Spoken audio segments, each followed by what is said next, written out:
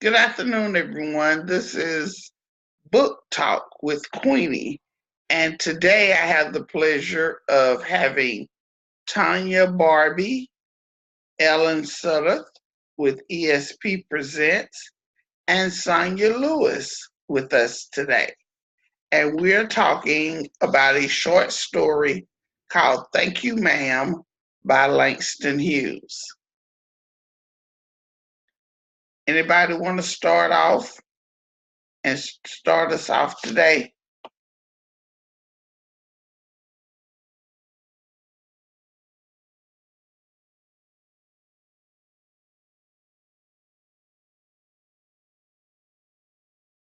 Can you hear me? Okay. Hello, ladies. Miss Tonya Barbee and Miss Sonia, our Ride or Die book club lady. I read the poem. I loved it. And I love what I got from it. You guys know I like digging into stuff. So with this one, I saw a lot of meat. I saw a strong woman. Perhaps she was a woman that has a boarding house and she took care of family because she still had people in the house. And I love that she caught the young man, gave him some wisdom. I believe that she may have been one of the strong pillar in her community, and that she would go after, not necessarily go after, but they came to her and she gave that guy, number one, some wisdom, something to take him away with, fed him, and found out what his problem was. So that's what I had to say about that.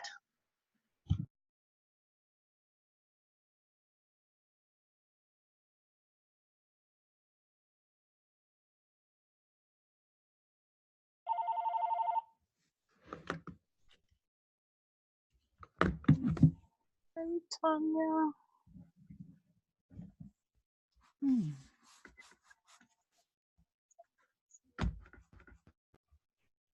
Who wants to go next? Sonia or Tanya? Oh, I can go next. I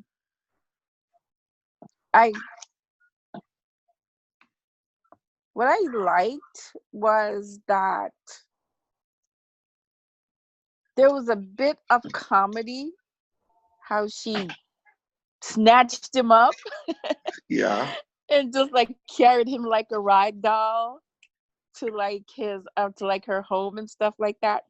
What I liked was that, like Ellen said, she didn't just like kind of throw him back out into the community. She took him home. She took him home and took care of him. You know, even though she didn't know where this young man came from, where he lived, kind of what his background was, you know, she didn't ask any question. I think she kind of looked at him like, he needs help. And I'm going to help him become a better person that can function in society, that doesn't have to go around and make bad decisions. That's what I took from it. And the trust that was developed between the two. I like that. Like, he had the opportunity to run away, and he didn't.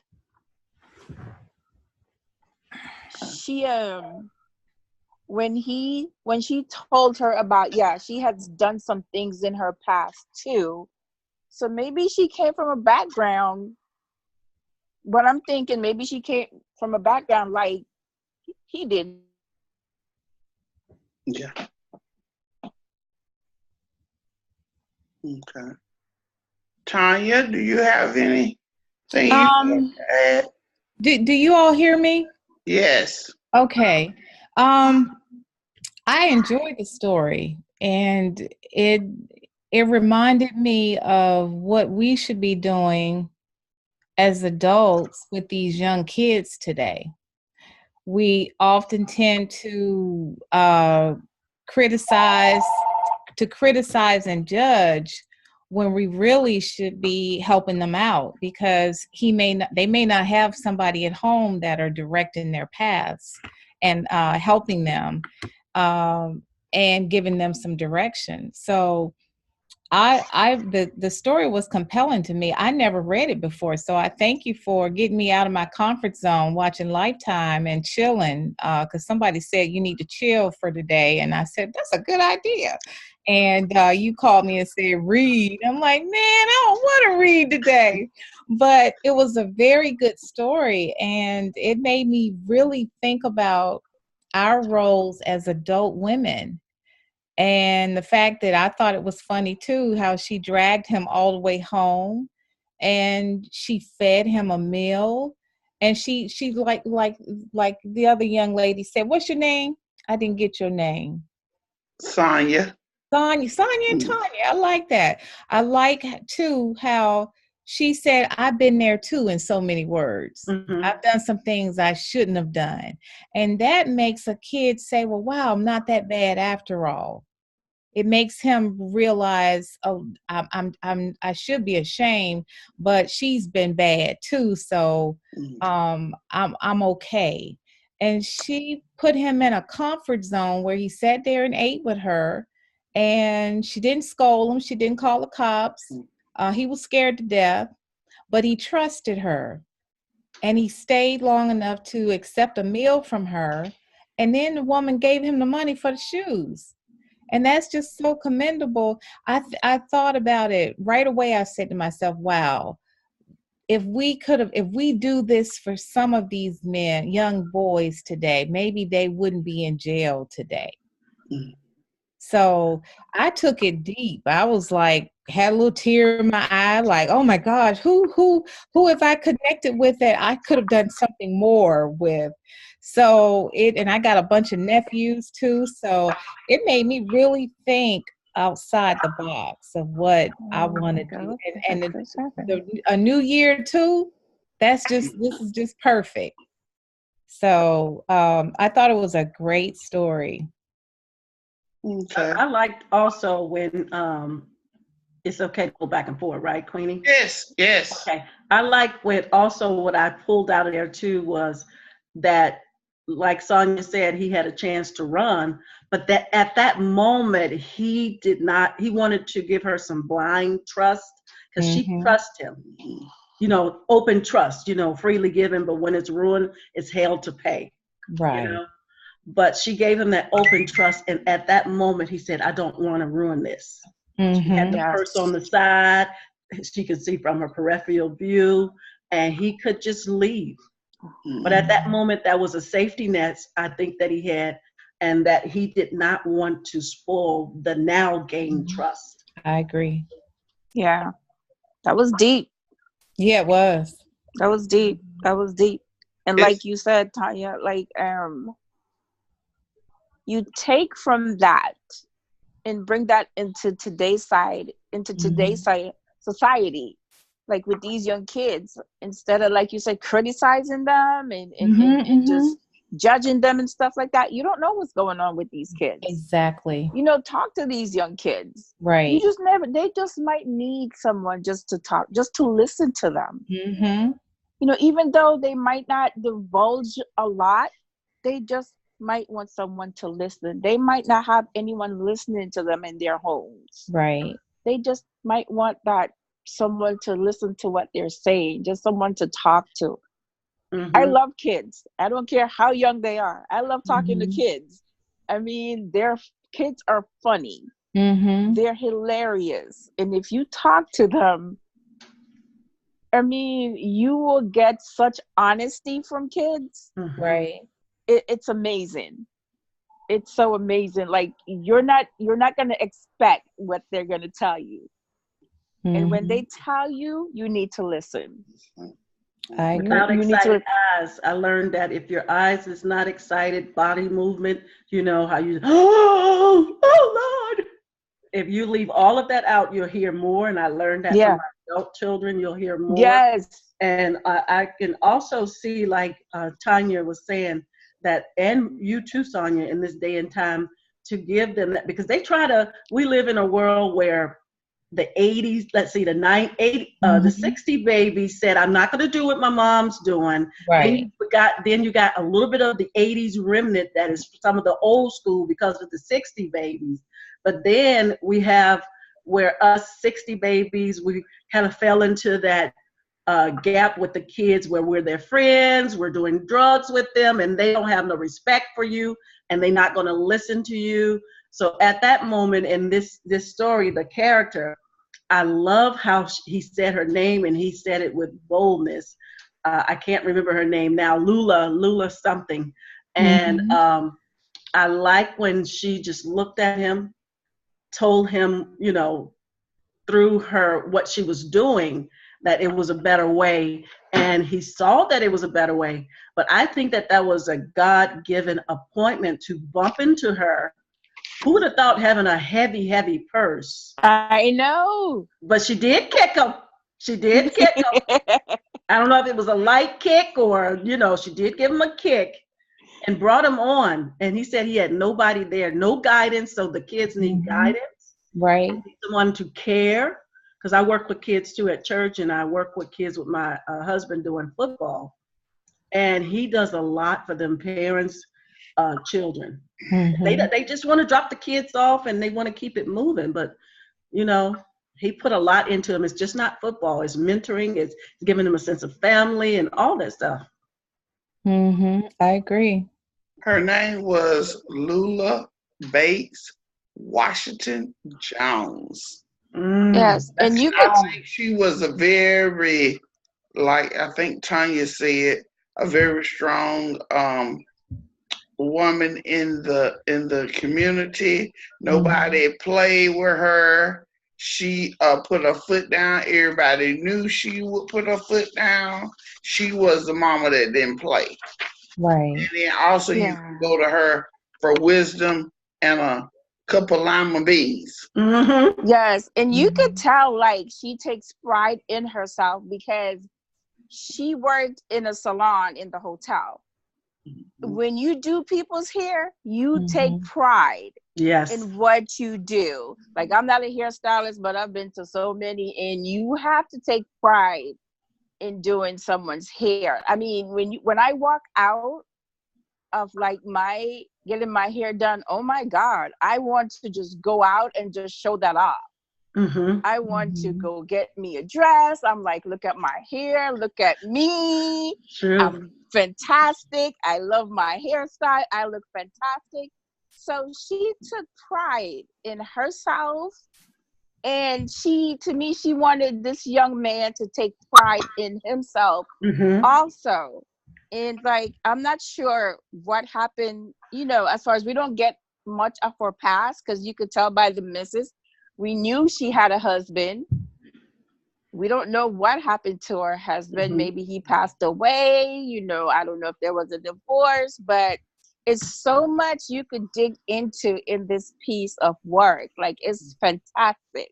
It is. It is fantastic. And then one thing I was reading also is like what I took from it, like back in the days and stuff like that, the way he was dressed in the jeans and the tattered, you know, I see that. Like, I can look at that. I see that. Like, I grew up in New York. You know, you see the kids that come from certain neighborhoods. I could see literally, visually, that vision popped into my head just by growing up in New York. You know, I was like 13 coming from Jamaica, like living in New York. I just visually see kids like that, you know. So it's like, this is so deep, like, and you could pull so much from this story. It's so awesome.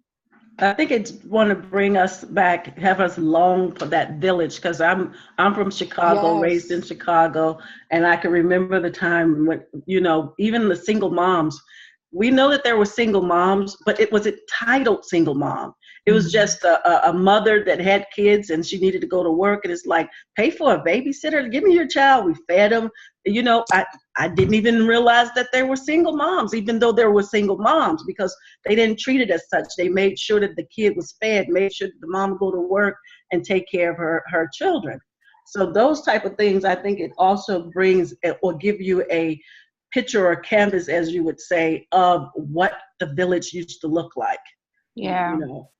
Yeah, that's gone these days. It's like you can't say anything to anyone else's kids, or why are you talking to my child like that? Which is what the world has come to now. It's like Yes. what happened to the days was like, I see you out there. What are you doing? You know, you can't even say that to someone kids anymore. Right. You know, it's like it's ridiculous. Mm-hmm. And did you guys also look at the part when she asked him what his name is? She didn't want to call him by what he Mm-hmm. did. She Mm-hmm. didn't call him a thief. You stole something. She said, "What Yeah. is your name?" And he Right. said, "Roger." She wanted to Mm-hmm. address him as his name, Right. not by his crime. So I love that. Yes. Yes. Not kid, not, you know, your given name. Right. Or You know, love. that's awesome. Because like these days you see kids that do things and you're like, that criminal, that thug, that, Mhm.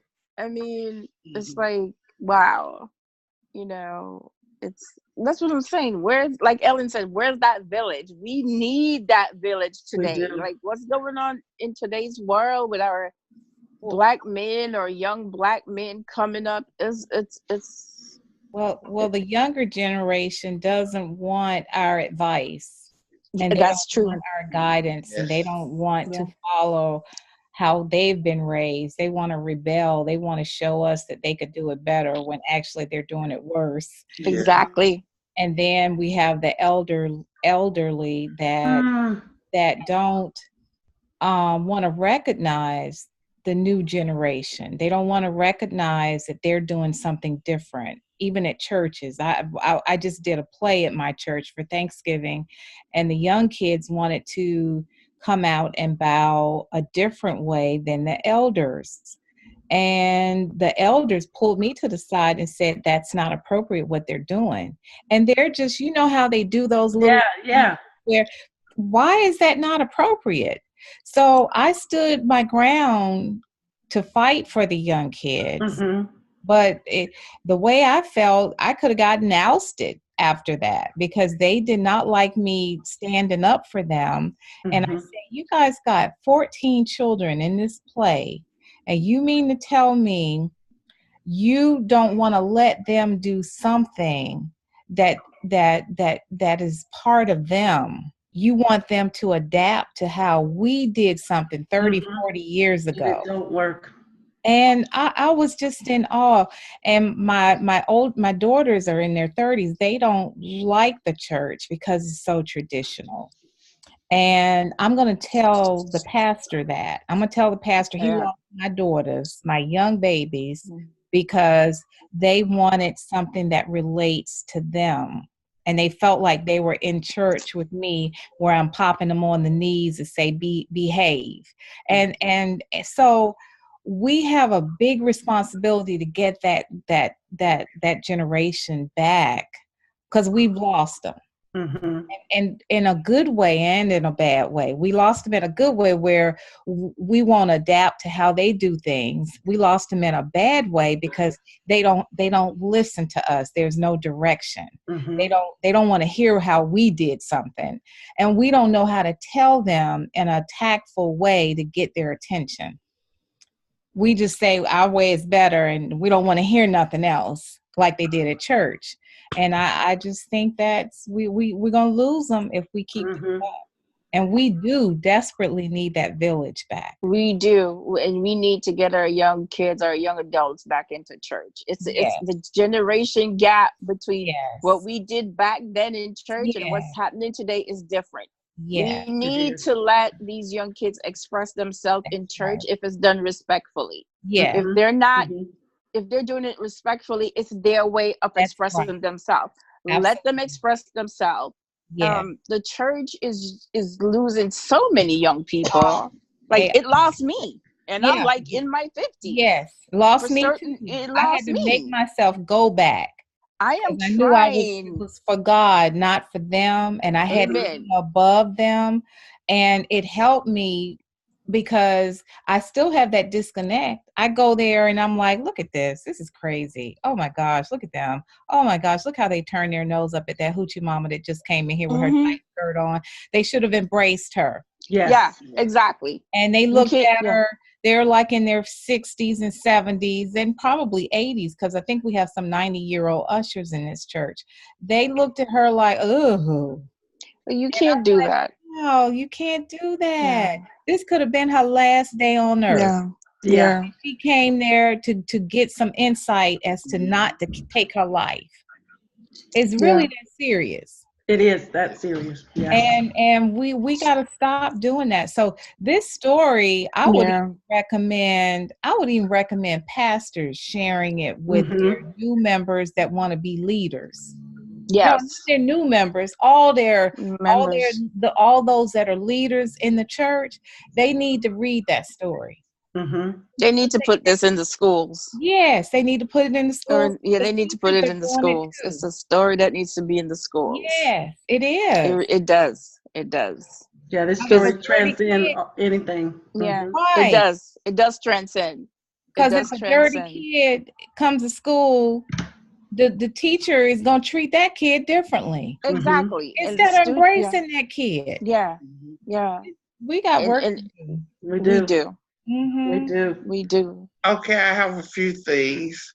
The themes I came up with: forgiveness, empathy, respect, trust, love, and shame.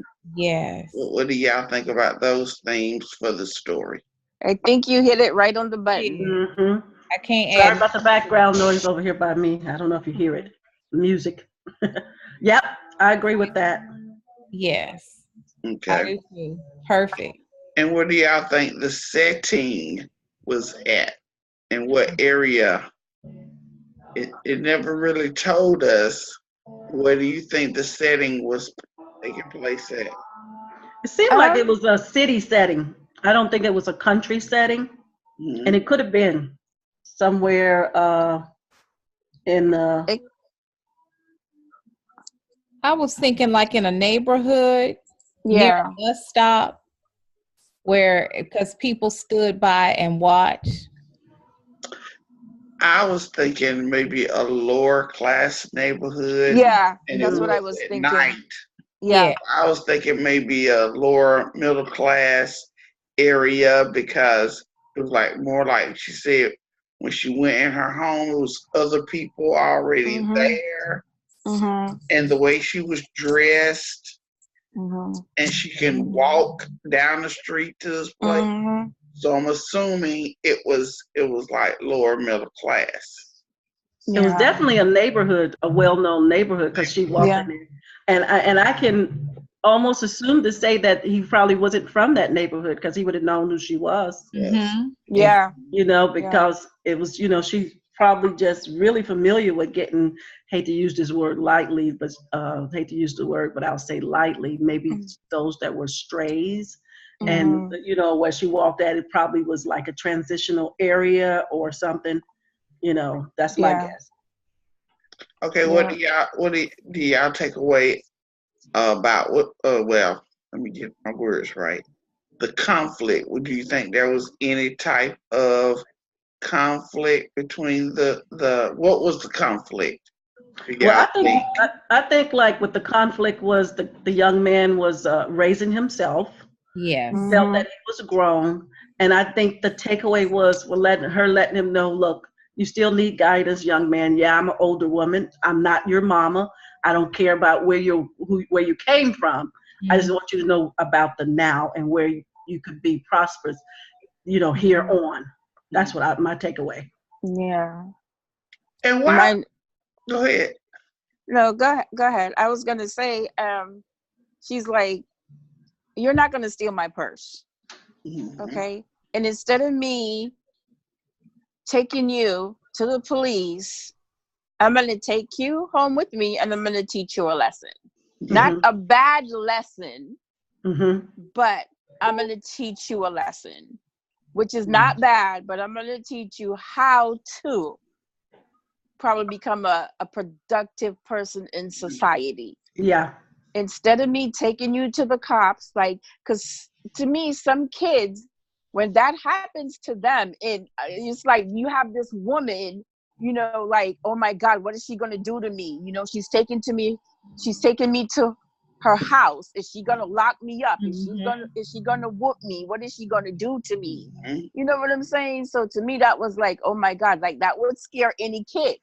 You know, she's not going to let me go. I don't know what she's going to do to me. To his surprise, you know, she was nice. She didn't question him. I think she valued him too. Yeah. Valued him. And then those that were looking on were just people like nowadays afraid to get into it. Yes. Afraid to get in. She was not afraid to get in his business. And they were just looking on. And they probably, the ones that were looking on probably just saw him so many times and didn't even help. They're like, it ain't my kid. I don't know where he came from. He's just always being a hooligan trying to terrorize our community. She thought to do something about it.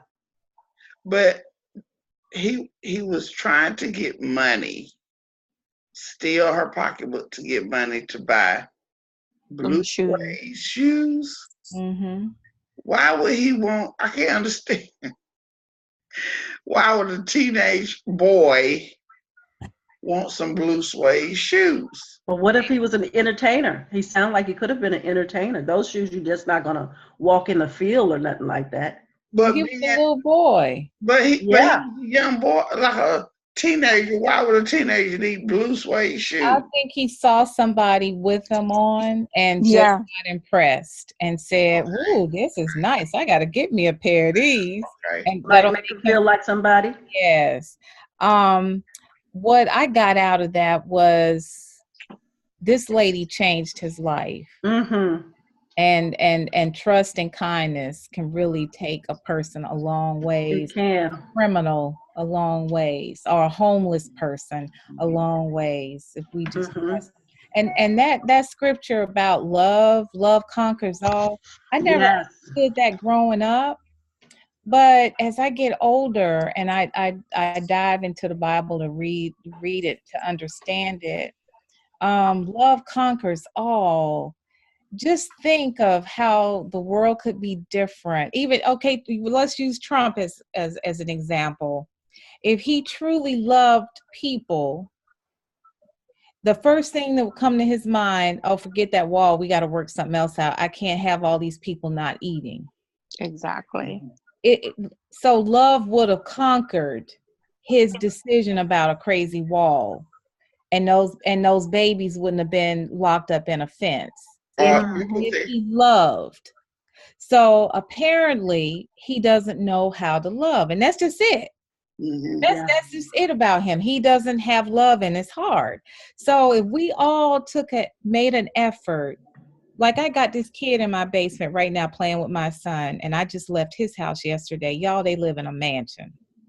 And I'm sitting here like, oh, Miss Tonya, can I go home with you? I'm like, boy, please. Your mama done showed me 2 bedrooms in the basement. Why in the world? And this is going on in my head. Why would he want to be in my little townhouse? But it hit me because I show love.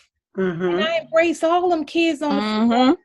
And I'm a single parent. Yeah, I drop them off and keep it running because I'm not into sports. But when I come back, I got pizza. I got the music blasting. I see them dance for me. And so it hit me. You just love them. You love them all. And that's why he's at your little tiny house compared to his big house. So that's all we need to do with these young people is show them love.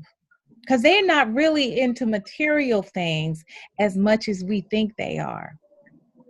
So we buy them good, expensive shoes. We buy them those designer Nike T-shirts that cost $40. But that's really not what they really need from us. That's right. And I'm seeing that now at 56 more than I ever have seen that. And it's frightening because I wish God will give me my all them years back, because I would do things a lot differently now. I can't think about the past, but as I think about the past, I think about how things could have been a little different with love in front of everything. But everybody would have to be on board. everybody in the universe would have to be on board first, and I bet you we will. Half the problems we have have disappeared. Mm-hmm.